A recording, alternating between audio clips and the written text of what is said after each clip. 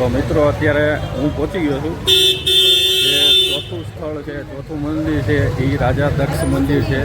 જ્યાં આગળ શંકર ભગવાનના લગ્ન થયા હતા, વિવાહ થયા હતા ને એ છે.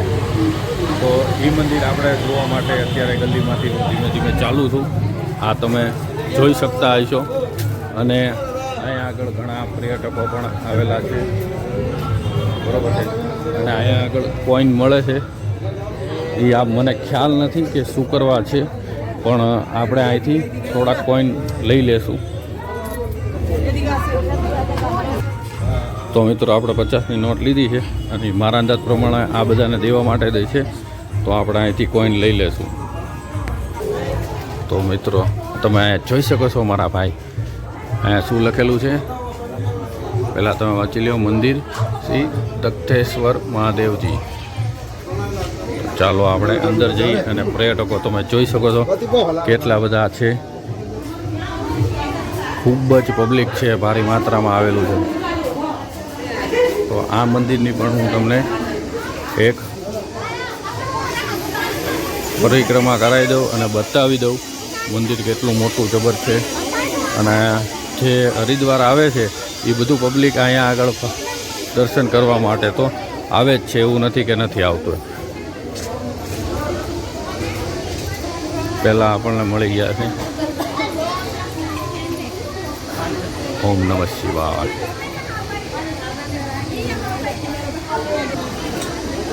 અહીંયા પહેલાં તમે મહાદેવના દર્શન કરી લો. નિકાસદાર પ્રવેશ વર્જિત છે, એટલે અહીંથી આપણે અંદર જઈ શકીએ છીએ. તો ચાલો અંદર જઈએ આપણે. તો ભાઈ મને એવું હતું કે ત્યાંથી જઈ શકશું, અને ત્યાંથી ન જવાની ના પાડી છે. અહીંયા લખેલું છે પ્રવેશ દ્વાર આગે છે. તો આ બાજુની તરફથી આપણે અંદર જાશું. તો બનિયારો આ કેટલા વર્ષો જૂનું મંદિર છે, આમનો પણ ઇતિહાસ હશે.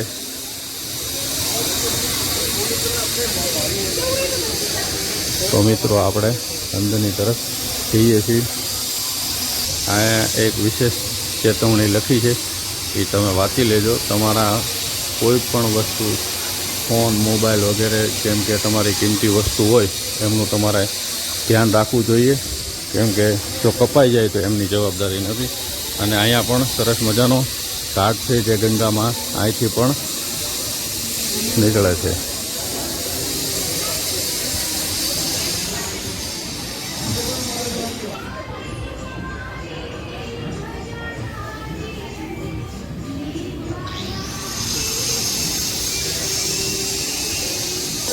તો આપણે ગંગા ઘાટ તરફ અત્યારે જઈ રહ્યા છીએ. આ હું તમને બતાવું છું. તો આ ઘાટ છે ગંગા માતા તરફ, અને આ તમે જોઈ શકો છો. અહીંયા પણ તમે સ્નાન કરી શકો છો. જો હરિદ્વારમાં તમે ના કરો તો એવું જરૂરી નથી કે ત્યાં આગળ તમારે સ્નાન કરવું જોઈએ. અહીંયા આગળ પાણીની માત્રા બહુ એટલી બધી છે નહીં, ઓછી છે. તો તમે અહીંયા આગળ સ્નાન કરો તોય તમને આનંદ આવશે.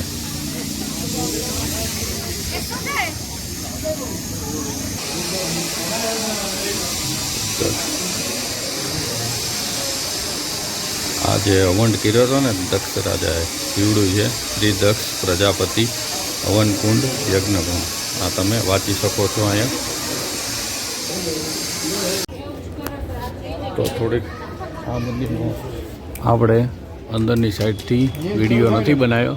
એનું કારણ છે કે આપણો ફોન ચાલુ હતો, પણ પૂજારીએ આપણને ના પાડી કે ભાઈ તમે વિડીયો બંધ કરી દો, નકર તમારો ફોન લઈ લેવામાં આવશે. અને થોડોક વિડીયો આપણે હતો એની ઓલું થાય, એના માટે આપણે વિડીયો ત્યાં નથી બનાવ્યો.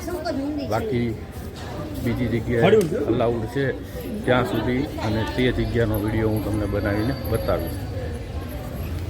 તો આ છે શ્રી દસ મહાવિદ્યા મંદિર. તો એ મંદિરની અંદર આપણે અત્યારે એન્ટર થઈ રહ્યા છીએ.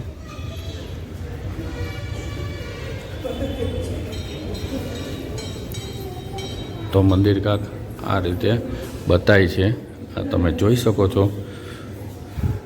માં કાલીજી,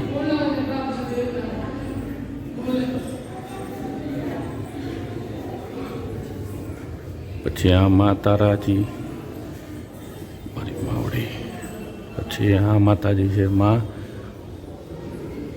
ઓડસીજી, આમના પણ તમે દર્શન કરી લ્યો. પછી માં ભુવનેશ્વરીજી. આ મંદિરની જે પ્રતિમા છે, પ્રતિમાની ઉપર નામ લખેલું છે અને એ નામ હું વાંચીને તમને કહું છું. આમાં આ માં ત્રિપુર વ્યક્તિ છે.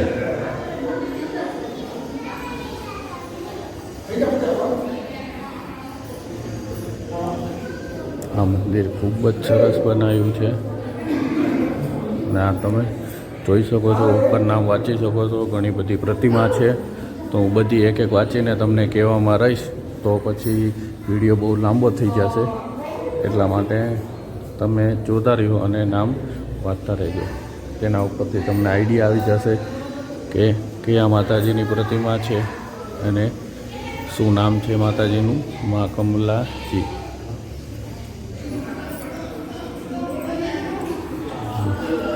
એમાં સરસ્વતીજી. પછી અહીંયા છેલ્લે છે મા દુર્ગાજી.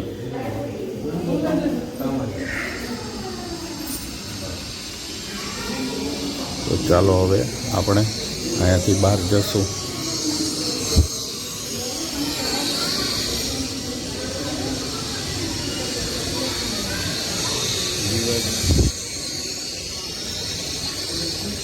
આ છે હનુમાનજી મહારાજ. જય બજરંગબલી.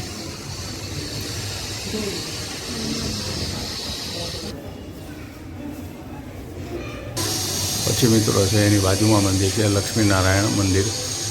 આ તમે જોઈ શકો છો, મા લક્ષ્મી અને નારાયણની પ્રતિમા.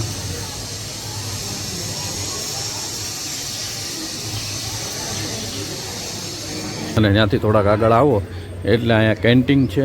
અહીંયા આગળ તમારે બધી વસ્તુ તમને મળી રહે. ચા, સમોસા, પકોડા છે, મેગી છે અને મીઠાઈ પણ, સ્વીટ પણ છે.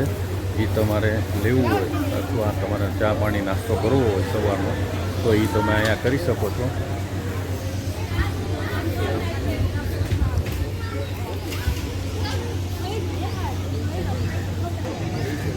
સૂર્યનારાયણ સામા છે અને તડકો ખૂબ આવે છે, પણ મને ખ્યાલ નથી કે વિડીયોમાં શું આવે છે, છતાં હું ટ્રાય કરું છું તમને બતાવવાની. તમે જોઈ શકશો.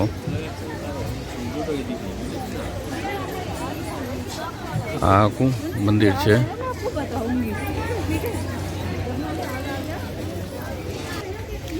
ખરીદી કરવા માટે આ નાની એવો એક લાઈનમાં ઘણા બધા સ્ટોલ છે કે જ્યાંથી ઘણી બધી પ્રકારની વસ્તુઓ તમારે ખરીદી કરવી હોય તો તમે ખરીદી કરી શકો છો.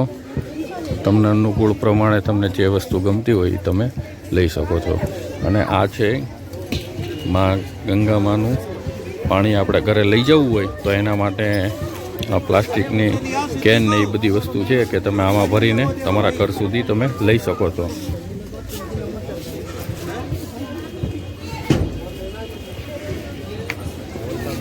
હા ભાઈ, બોલું જ છું એલા બાપા.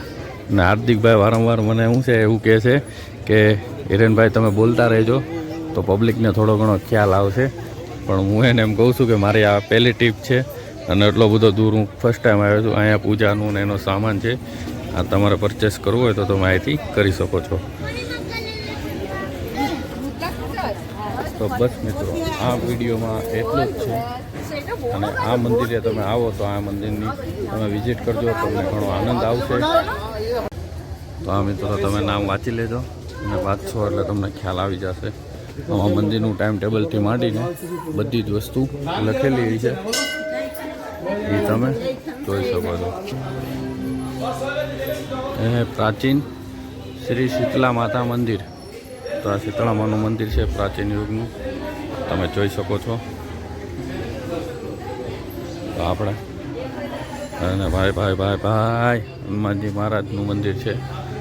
અહીંયા પણ તમે દર્શન કરી શકો છો.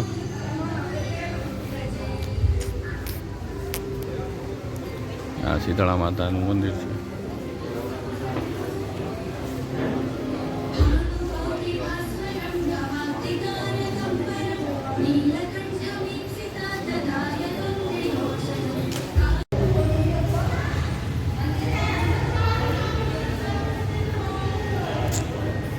મહાદેવ મહાદેવ.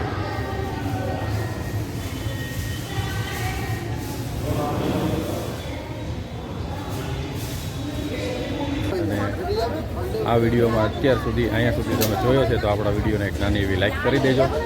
આપણી ચેનલમાં નવા હો તો તમે ચેનલને સબસ્ક્રાઈબ કરજો. તો ચાલો મળીએ નવી જગ્યા નવા લોકેશન સાથે. ત્યાં સુધી બધાને સીતારામ. તમારા ભાઈને થોડો ઘણો સપોર્ટ કરતા રહેજો.